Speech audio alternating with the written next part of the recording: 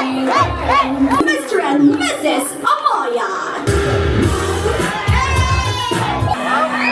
Four, three, two, and one. Mabuhay ang bagong kasal.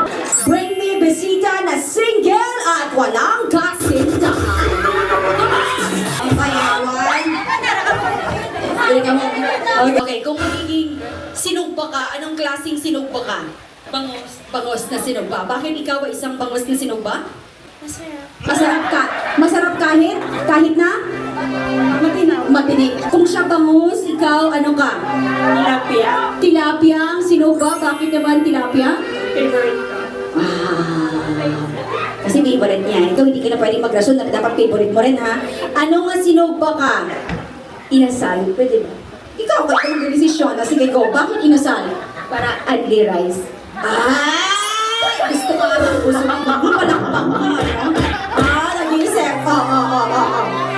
Ibang kategory kayo, hindi ko kayo tatanungin kung anong sinugba. Sorry. Kung ikaw ay magiging sausawan ng isang sinugba, anong sausawan ka? Ikaw ay magiging Gravy. gravy. Bakit gravy? Sumbay, sausaw ka sa gravy? Takak ka lang, Kim! Sige, bala ka na. Sige, bakit gravy? Kasi malapot. Ay, malapot ikaw, sister! Ay! Ito na daw tubig, sis! Malapot daw siya! Ate, bangot, gusto mo ba ng malapot? Hindi. Ikaw naman, tilapia! No! Ikaw naman, gusto mo? Ay, sumbagan mo ka naman. Sige, kung siya gravy, ano namang sausawan ka? Ikaw ay? Suka. Suka. Bakit suka? Para maasim-asim. Kumakatawa, kumakilig si Bangus. Ano? Anong sausawan ka? Patis na may sili. Patis naman. Pwede ba yun? Silihan ng patis. Bakit? Para hot.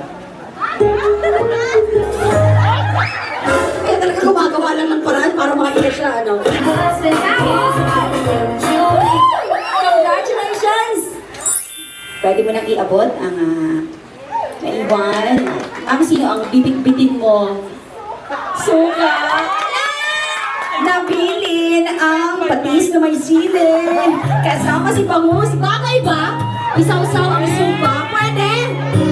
Pwede. Ang tanong, akit ka dito, Bangus. Isasaw-saw mo ba ang iyong bangus sa ating patis na may sili?